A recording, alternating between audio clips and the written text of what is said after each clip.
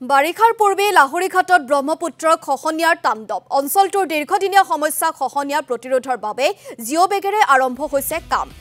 এডিবিৰ দ্বাৰা 250 কোটি আবণ্টিত ধনেৰে আৰম্ভ জিঅ' বেগৰ কাম-কাজ যুদ্ধকালীন তৎপৰতাৰে লাহৰীঘাটৰ টেঙাগুৰি কছাৰী গাঁৱত খহনীয়া প্ৰতিৰোধৰ বাবে এতিয়া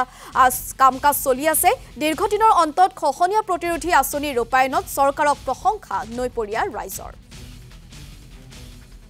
বিজেপি চৰকাৰে যেটো আমাক আশা দিলে আৰু এই আশা মতে আমি ৰৈ আছিলোঁ যে সাৰা যেটো কথা কৈ গ'লে যে আপোনালোকে আমাক মৰম কৰক স্নেহ কৰক আমাক ভোট দিয়ক আৰু নিদিয়ক কিন্তু আমি আপোনালোকৰ সমস্যা নদীৰ সমস্যাটো সমাধান কৰি দিম কিন্তু আমি বিশ্বাস কৰা নাছিলোঁ ইলেকশ্যন আহি গ'ল যাৰ ফলত নাকি অলপ কামটো অলপ মানে পলম হ'ল কিন্তু ইলেকশ্যন যোৱাৰ পিছতে আমি মানে চাই আছোঁ যে যেটো কাম হৈ আছে বস্তাৰ কামটো হৈ আছে এইটো খৰদৰ কৰি কাম হৈ আছে আৰু যিখিনি কাম হৈছে এইখিনি যথেষ্ট ভাল হৈছে